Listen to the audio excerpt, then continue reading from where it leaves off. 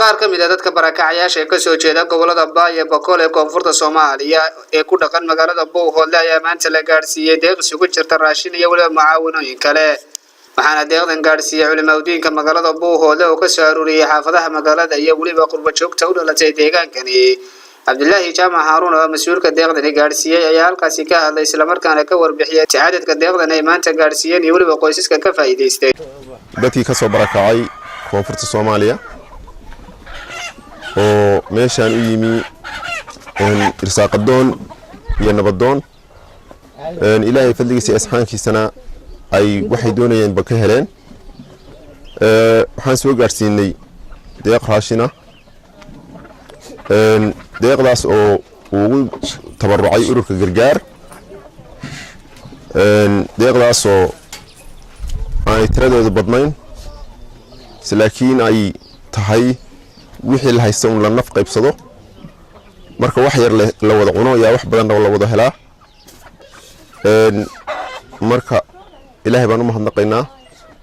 marka labaadna waxaan u mahadnaqaynaa kaamkan gargaar oo dad fiican joogaan oo runtii wixii loo keenaba si habsamiyo u qaybsada dadkani siday u kala jilicsan yihiin in loo kala caawiyo oo looga kala warhayo mahad gooniyaan u celinayna ilaahay baa mahad iska leh kelmadda aan u baxayaan waxa weeyaan baaqa inaan xoojiyo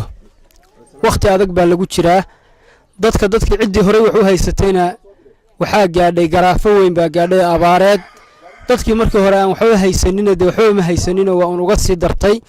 sida daraadeed waxaan ka codsanaynaa ummadda muslimiinta meel ay joogaanba khaasatan dadka deegaanadan u dhashay inay cid waliba ay xil isi saarto intaas kadibna halkaasi waxaa ka hadlay qaar ka mid ah dadka iyagu maanta ka faa'iideystay deeqdani oo mahad celiyay walaalaha muslimiinta ee soo gaarsiiyay deeqdani waad mahadsantihiin mahad kadib waxa way dadka waa runo dadkii maanta kii wax haystay iyo kii waxba haysan waa isku mid marka waxa weeyaan wax kastaba waxa siismid waxa ka horeey ka warqabka iyo taxagilinta marka walaalahay taas waad ka mahadsantihiin tan kale mar horena codkeen waa idin dhiibinay waxaan rabnay hatta waxaan doonaynaa daneenaynaa wixii dhala soo siinay oo sidaan oo kala ah suuligaas in loo soo iibisaan oo suuligaasna loogu dhis waa suuli la'aan waa dadka waxa barasho ma haystaan waa tan loogu daran maanta waxa waa suuligaas biyaha qaraar bal cabba marna alxamdulillah biimaan waa la helaa kiis biyaha qaraarkii olosha dadka aroortii iyo waxaas waa iska shumaan marka suuligaas inaad noo xasalaysaan ilaahay khayr ha idin siiya